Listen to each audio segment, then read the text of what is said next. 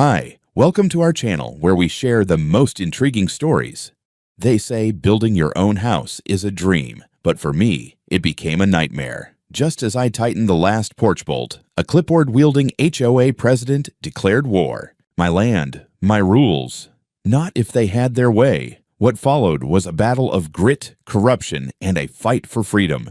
They say building your own house is one of the most rewarding things you can do in life. Personally, I'd say it ranks somewhere between replacing your own septic tank and teaching a cat to fetch. Still, the day I screwed in the final light fixture on our new porch, I felt something close to peace. After 4 years of back and forth with surveyors, contractors, inspectors, and every zoning board this side of Tucson, the house was finally done. A 2-story Adobe-style home sitting proudly on a 3-acre parcel just outside the border of a suburban development called Sunset Trace. Not in it, outside of it. That would turn out to matter more than I could have imagined. My wife, Jessica, had been as instrumental in this build as I had. While I wrangled lumber and wrinkled blueprints, she handled the legal side like a surgeon with a scalpel. As a real estate attorney, she made sure everything was bulletproof. The deed, the parcel map, the tax filings. Everything was filed, notarized, duplicated, and locked in a fireproof safe that sat bolted to the concrete slab in my office.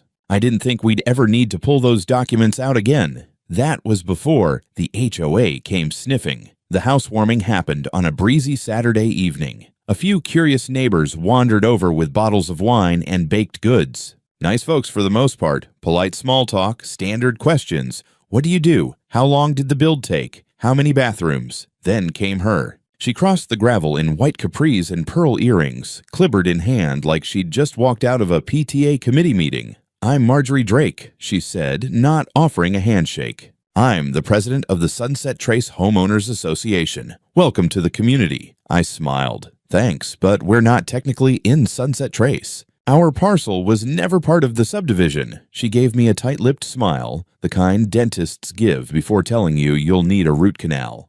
"Well, that's funny. From where I stand, you're right next to our eastern greenbelt. I imagine you'll want to cooperate with community expectations." I exchanged a glance with Jessica, who had stepped out with 2 lemonades. "We're all for being good neighbors," Jess said. "But this land was purchased from a private owner, not the developer. It's not governed by HOA rules." Marjorie hummed and jotted something down on her clipboard. "We'll see about that," she said sweetly, and walked off like she'd just claimed the property by divine right. I laughed it off. Everyone knows HOAs are a little nosy, a little power-hungry. I figured she'd send us a welcome brochure and eventually get bored. I was wrong. The first letter arrived a week later, printed on thick paper with an embossed seal that looked like it belonged on a medieval decree. It accused us of violating architectural guidelines. Apparently, the porch beams were visually incongruent with neighborhood standards. Jessica scanned it and snorted. "This isn't even enforceable," she said. "They have no jurisdiction over us." I dictated a polite but firm response and had Jessica send it on official letterhead, attached with a copy of our land exemption and a big fat underline under the words, "This parcel is not subject to HOA governance." I thought that would be the end of it. 2 days later, I caught a silver Lexus idling by our driveway. Marjorie again. She had a tape measure in one hand and a tablet in the other. When she saw me approaching, she started pacing out on the front path and mumbling numbers. "Need help with something?" I asked, folding my arms. She looked up like I'd interrupted her mid-sermon. "I'm verifying the setback clearance. Your porch appears to extend beyond the allowable threshold." I raised an eyebrow. "Allowable by who?" "The HOA," she said sharply, as if I were dense. "We have visual harmony codes. Your porch disrupts the aesthetic flow." I chuckled. "Ma'am, this land was surveyed independently. Your aesthetic flow stops at that post over there. I suggest you stop trespassing." She gave me the smile of a woman who'd already decided you were guilty of something. "We'll see what the city says." That night, Jess and I rechecked every document, the boundary markers, the recorded survey, the exemption clause from the original developer plat. Everything checked out. Still, I couldn't shake the feeling we were being watched. The next morning, a notice was duct taped to our mailbox. "Final warning. Failure to comply with HOA structural standards may result in enforcement action." No signature, no contact number, just the seal again, pressed like it came from a damn embassy. I stood in the driveway staring at the paper, the early Arizona sun already heating the gravel under my boots. Something about the tone of it stuck in my throat. This wasn't just passive-aggressive HOA pettiness. This felt like a warning shot. We weren't even technically members, but it was clear. Marjorie Drake had decided we were on her map, whether we liked it or not. I came back from a supply run that afternoon with a truck bed full of lumber, pipe fittings, and about 4 dozen roofing screws that I didn't actually need, but bought anyway.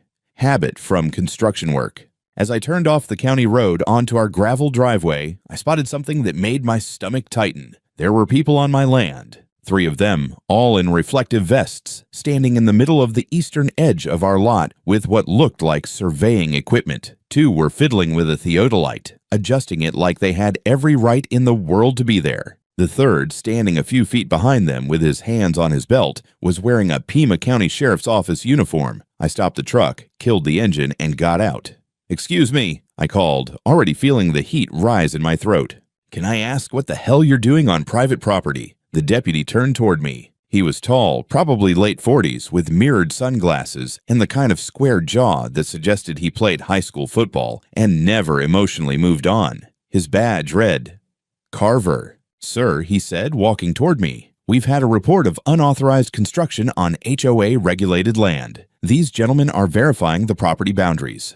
I blinked. "HOA regulated? You've got to be kidding me." Behind him, I saw a 4th figure approaching from the sidewalk in her usual summer pastel blazer and smug sense of superiority. Marjorie Drake, clipboard in one hand, big sunglasses on like she was shielding herself from the truth. "I told you he'd show up," she said sweetly to Carver. "This is Mr. Milner. He's been occupying HOA property for months under false pretenses." My jaw clenched so tight it clicked. "This is my land," I said slowly. "Bought legally, surveyed, documented, taxed. You don't have any right to be here, and neither do they." Marjorie stepped forward like she was about to bless me with her divine judgment. "Mr. Milner, your structure extends over the newly adjusted HOA boundary line. As of 2 weeks ago, our updated geographic overlays were accepted by the Sunset Trace Zoning Committee. You are, at this moment, standing on land designated for communal use." "That's a lie," I snapped. Deputy Carver raised a hand. "Sir, I need you to calm down." I took a breath through my nose. "Fine, let's calm down. Let's all look at my deed and my tax records and my boundary survey filed with the county." "We already have updated records," Carver said flatly. "They show a conflict. Until that's resolved, we have authority to enforce trespassing ordinances." "Trespassing? I live here." Marjorie gave a tiny shake of her head. "We'll need to resolve this formally. In the meantime, I'm not moving a damn inch." Carver looked at his partner who had just emerged from their cruiser. "Cuff him." "What?" I stared in disbelief. "You are being detained," Carver said, voice cool and practiced. "Pending clarification of property ownership. Step away from the vehicle." I didn't even get the chance to argue. The 2nd deputy, younger guy, nervous hands, pulled my arms behind me and clicked the cuffs shut. I was still in my work boots, sweat-stained shirt, standing on the dirt I had cleared myself with a rented excavator 3 years earlier, now being treated like a trespasser. Marjorie stood there watching with satisfaction, like she'd just won a bake sale. Just then, I heard Jessica's voice shouting from the porch. She came running, folder in hand, high heels digging into the gravel. "What are you doing? That's my husband!" "This is our property." She shoved the folder toward Carver, flipping it open to reveal a full-color boundary map, notarized documents, title insurance. Carver barely glanced at it. "Ma'am, we're acting on the official maps provided to our office. Any disputes need to be filed through civil court." "You're arresting him without verifying ownership?" He didn't answer. They led me to the cruiser, and I didn't resist, though I wanted to scream. The worst part wasn't the cuffs or the cameras on Marjorie's phone or the neighbors starting to gather across the street. The worst part was seeing Jessica standing in the driveway, arms trembling, face pale, holding documents no one wanted to see. Inside the squad car, Carver didn't say a word. I sat there in silence as he typed something on his laptop, probably logging me as a hostile subject on disputed territory. I wondered how long this had been in the works. Marjorie didn't just get 3 surveyors, 2 cops, and a fabricated boundary map overnight. At the station, they processed me like any other low-level offender. Mugshot, fingerprints, a holding cell that smelled like despair and bleach. They let me make one call. I dialed Jessica. She picked up on the first ring. "Stay calm," she said. "I've already called Nina. She's on her way with the originals from the safe." "I'm literally in jail, Jess." Her voice sharpened. "Then we're going to make damn sure someone pays for it." I hung up, leaned back on the bench, and stared at the cinderblock wall. The law was on our side. The documents were real, but in that moment, it didn't matter. I had just been arrested on my own land by officers who didn't even pretend to check the facts, and Marjorie Drake had smiled the whole damn time. The next morning, after a night on a plastic bench with flickering fluorescent lights and a roommate who snored like a diesel engine, I heard the clack of boots outside the holding cell. Deputy Carver appeared with the same dead-eyed look as the day before. "You're being released," he said. "No apology?" I muttered. He didn't answer, just unlocked the door and handed me my wallet and phone like he was returning a rental car. Outside, Jessica and our attorney, Nina B. Brown, were waiting. Nina in a sharp blue suit, holding a thick leather folder like it was a weapon. Knowing her, it was. As we walked out of the station, Nina said, "They had nothing." The arrest was based entirely on a map that doesn't exist in the county registry. The actual maps, the ones we submitted when you bought the land, are still valid. I brought the originals.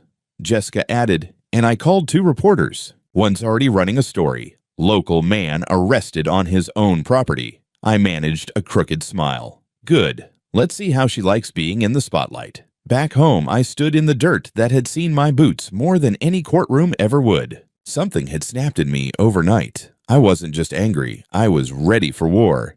Nina wasted no time. She filed an official complaint against HOA Sunset Trace, naming Marjorie Drake and Deputy Carver directly for unlawful detainment, trespassing, and abuse of authority. She included copies of the deed, parcel survey, tax assessments, utility records, everything that proved beyond any doubt that I was the rightful owner. We sent physical copies to the county recorder's office, the Sheriff's Department Internal Affairs, and the Office of the State's Attorney General. Then Nina filed an injunction against the HOA, halting any action related to the disputed property. The kicker, that afternoon, neighbor Greg, the retired Army vet who lived one lot over, stopped by. He told us he'd seen Marjorie in the county clerk's building 2 weeks earlier. She was talking to someone in the GIS department, Greg said. Didn't hear it all, but she kept saying the word reclassification. I didn't think much of it at the time.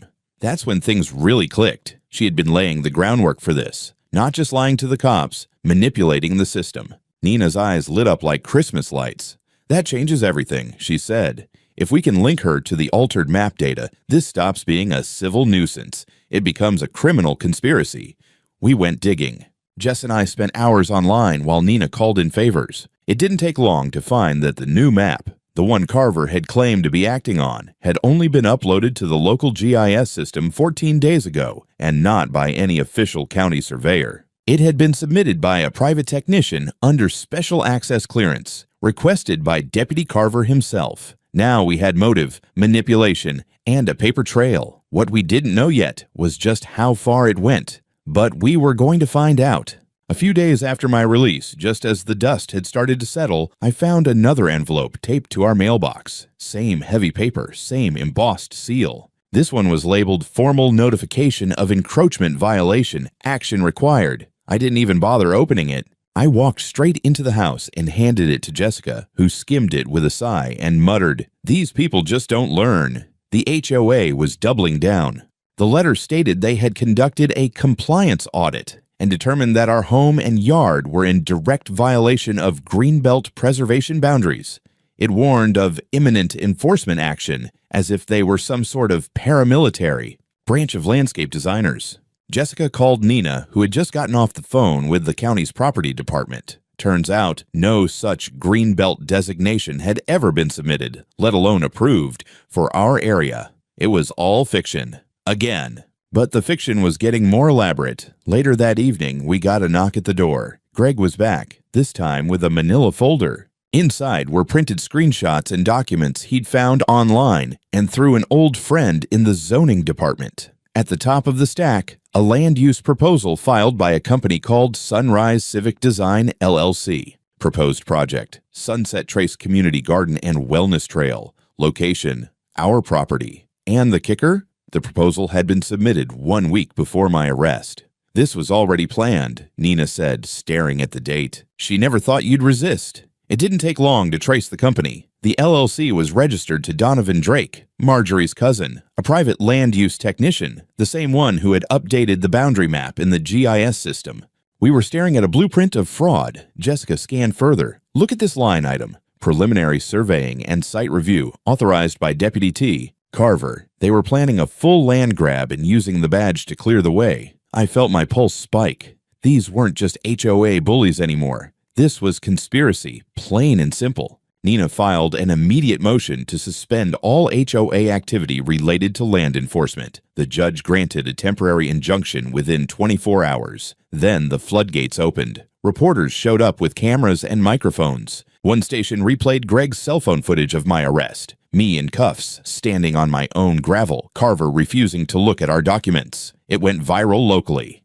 HOA president uses cops to seize land, the headline screamed. Marjorie held a community meeting the next evening, trying to save face. Jessica and I didn't attend, but Greg went and filled us in afterward. According to him, Marjorie claimed that our house was built under false pretenses and that she was protecting neighborhood harmony. She even passed around a printed-out fake map with our property shaded red like we were some kind of biohazard. But this time, people weren't nodding, they were whispering. A few even left mid-meeting. The tide was turning. Greg wasn't the only neighbor coming around either. An elderly couple from 3 houses down stopped by the next day with a fruit basket and a quiet confession. They tried to fine us for having solar panels. We refused, and they threatened a lien. Jessica took down their statement. Nina started compiling them all. The deeper we dug, the more we found. 15% of the HOA's land enforcement records over the last 2 years had no proper authorization. Marjorie hadn't just targeted us. She'd built an entire structure of control based on intimidation, fake paperwork, and complicit enforcement. And now, it was all starting to fall apart. By the end of the week, my face had been on local news 3 times. Not that I wanted it there. I didn't build a home in the desert to become a celebrity. But every anchor seemed to love the phrase, "man arrested on his own land." That kind of headline writes itself. But this wasn't about headlines anymore. It was time to strike back. Nina filed our civil lawsuit on Monday morning. A full stack of allegations laid out with surgical precision. Defendants, HOA Sunset Trace as an entity, Marjorie Drake as an individual, and Deputy Thomas Carver for his role in the arrest. Charges included unlawful detention, abuse of authority, attempted property seizure, and conspiracy to defraud. Within 48 hours, the court responded with a notice of preliminary hearing. Fast. Unusually fast. Nina smirked when she saw the docket schedule. Someone upstairs wants this resolved in daylight. We weren't the only ones making moves. The county commission launched an inquiry into the HOA after Nina's complaint and several supporting statements from neighbors. A few even submitted their own affidavits. Turns out, we weren't alone. 3 other homeowners had been fined, threatened, or harassed into voluntarily signing over minor strips of land for vague community projects. None of it legally binding. None of it reported properly. It was a pattern, and patterns are evidence. Jessica, meanwhile, was coordinating our documentation like a general at war. Every deed, every permit, every email from the day we first bought the land to now, she had it all printed, tagged, and indexed. We even found a voicemail from a year ago where a HOA secretary vaguely mentioned expanding influence east of the ridge. Funny how casual threats become crucial when the court is watching. Then came the surprise. 2 HOA board members resigned suddenly. One sent a written statement to the court, sealed, but Nina caught wind through one of her contacts. Apparently, it detailed how Marjorie had instructed board members to pursue land control operations with or without formal approval. That line alone could crush their defense. At the preliminary hearing, we walked in with our documents stacked like a fortress. Marjorie showed up in a bright green suit with a lawyer who looked like he hadn't slept in a week. Carver didn't show at all. His department sent a generic statement of pending review, which the judge didn't seem thrilled with. Nina presented our evidence like she was building a skyscraper from the ground up. Title history, zoning maps, tax rolls, GIS timestamps, financial ties between Marjorie and the surveying firm. With every piece, the judge's face stiffened. Then came the moment that cracked the room wide open. Nina pulled out a printed screenshot, a land use proposal submitted by Sunrise Civic Design, LLC. It bore Carver's name, listed our parcel number, and was dated 6 days before the arrest. "This," Nina said, "is not miscommunication. This is premeditated." Marjorie's lawyer objected, of course, claimed it was unauthorized and incomplete. The judge overruled him. He ordered the proposal entered into record and approved a formal hearing to determine potential criminal violations. Suddenly, we weren't just fighting a civil case. The court had opened the door to criminal prosecution. As we left the building, Greg was waiting on the steps, holding a newspaper with the headline, "HOA faces allegations of land seizure conspiracy." He grinned and said, "I think she poked the wrong bear." I looked over at Jessica, who had already pulled out her phone to check the next court date. "Let's keep going," I said. "Let's finish it." The morning after the preliminary hearing, I got a call from a number I didn't recognize. When I picked up, a deep voice said, "Mr. Milner, this is Deputy Jason Reed. I believe we have a mutual problem. Mind if I stop by?" I knew Jason, not personally, but he was part of the same sheriff's department as Carver, and unlike that smug bastard, Jason actually had a reputation for playing things by the book. 15 minutes later, he was sitting at our kitchen table with a notepad, a badge, and eyes that looked like they'd seen too much for 1 week. "I'm not supposed to be here officially," he began, "but off the record. We've been watching Carver for a while. This case just lit the fuse." He slid over a copy of a departmental memo, not confidential, but not exactly public either. Internal Affairs had opened a file on Carver after multiple reports surfaced about overreach during property disputes.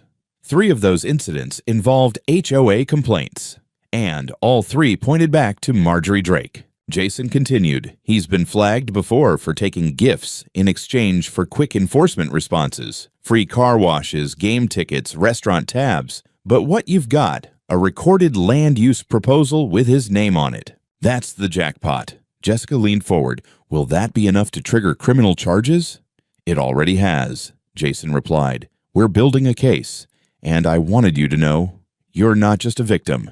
You're a key witness." Later that day, Nina called with even bigger news. A county judge had authorized a subpoena for Carver's financial records. The results? Payments made to his wife's account from Sunrise Civic Design LLC. Reimbursements labeled as consulting fees, totaling over $35,000 in the past 6 months. It wasn't just unethical, it was prosecutable. 2 days later, Internal Affairs made their move. Carver was pulled from active duty pending investigation. By sunset, news outlets were running a new headline, "Sheriff's Deputy Suspended Amid Land Grab Probe." I'd be lying if I said I didn't enjoy watching the smug crumble from his face in the footage. They caught him outside his house, pushing a camera away while muttering "no comment," like he'd just gotten caught cheating at poker. Marjorie didn't say a word publicly, not yet, but her lawyer filed a motion trying to distance her from Carver's actions, calling them independent enforcement decisions. The judge wasn't having it. He ordered a consolidated evidentiary hearing to determine whether HOA leadership had conspired with law enforcement. Meanwhile, neighbors kept coming forward. Greg introduced us to 2 more families who had quietly paid compliance fees to avoid trouble.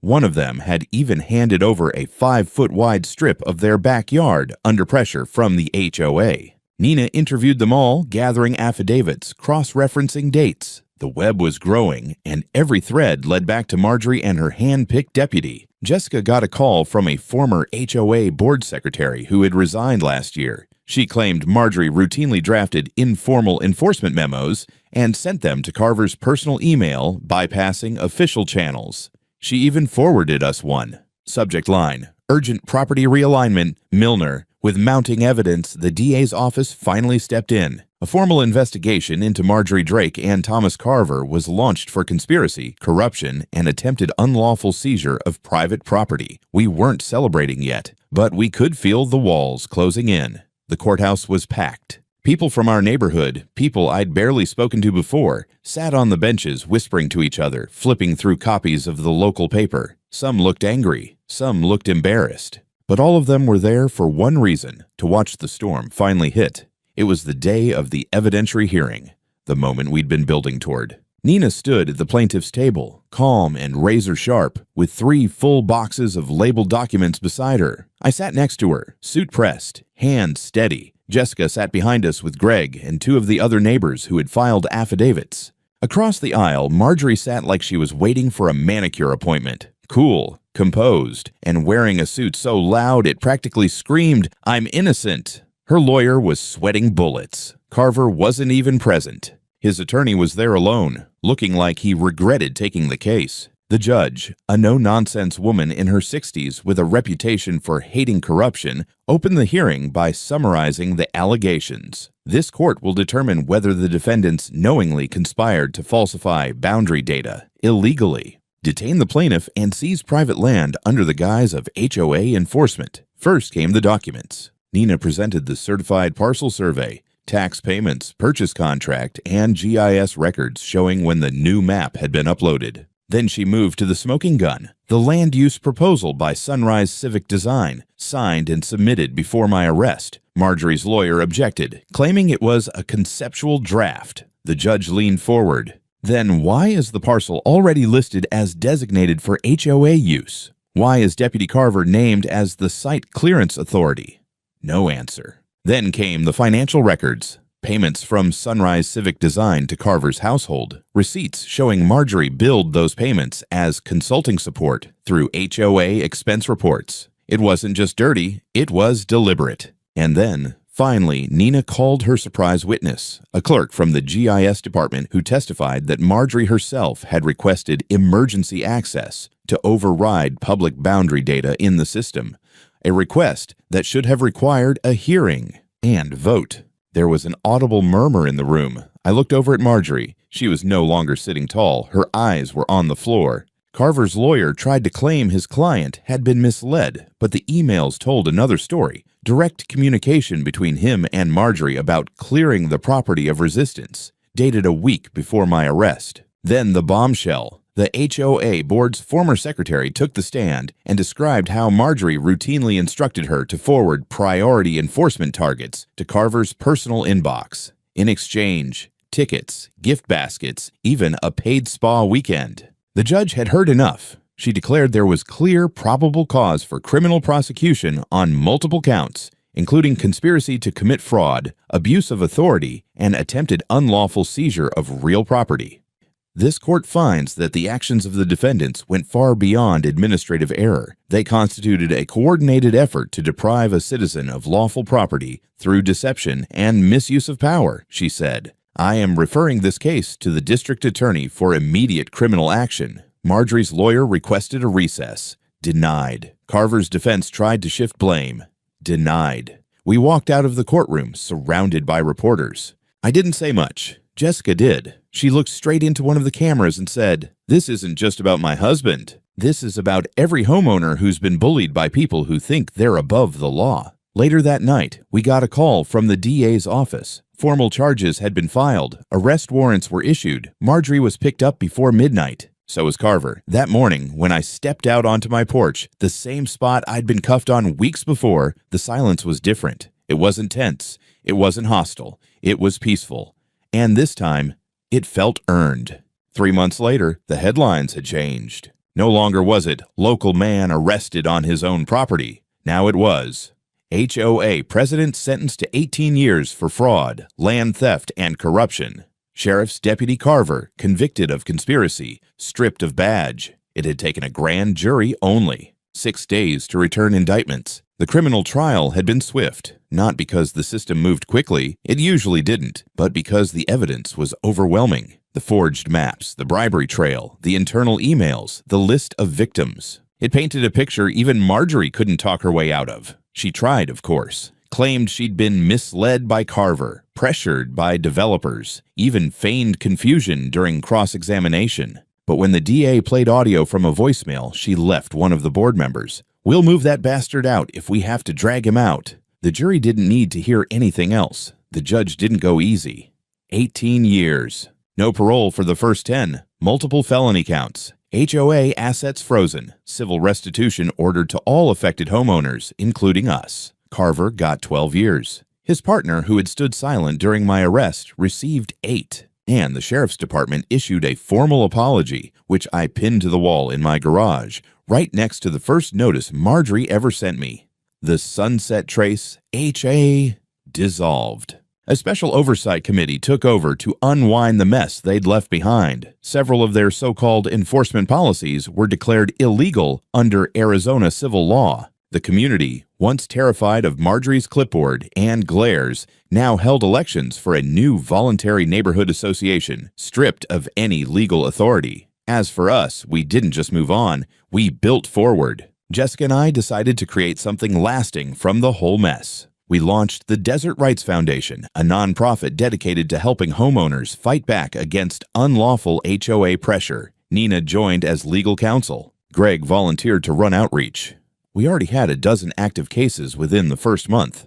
We also filed for a special designation with the county. Our land, the entire 3-acre parcel, is now marked on public record as exempt from future HOA jurisdiction or reclassification efforts, with a rider attached to prevent any non-consensual annexation. It's the real estate equivalent of a land-level restraining order. One afternoon, we hosted a get-together for the community. It wasn't anything fancy, just a barbecue, some folding chairs, music. Greg grilled. Jessica laughed with neighbors who used to avoid our driveway like it was radioactive. A few people from the county showed up. Even a state legislator came by to shake hands and talk about drafting a bill based on our case. As the sun dipped below the desert ridge, I stood by the driveway under the old mesquite tree, watching the last of the kids chase fireflies. A handmade wooden sign hung beside the mailbox now. I carved it myself, burned the letters deep with a soldering iron. Private land, no HOA, no trespassing, no exceptions. And just below it, here begins America. I guess that's what it was really about all along. Not just property lines, but the right to draw your own.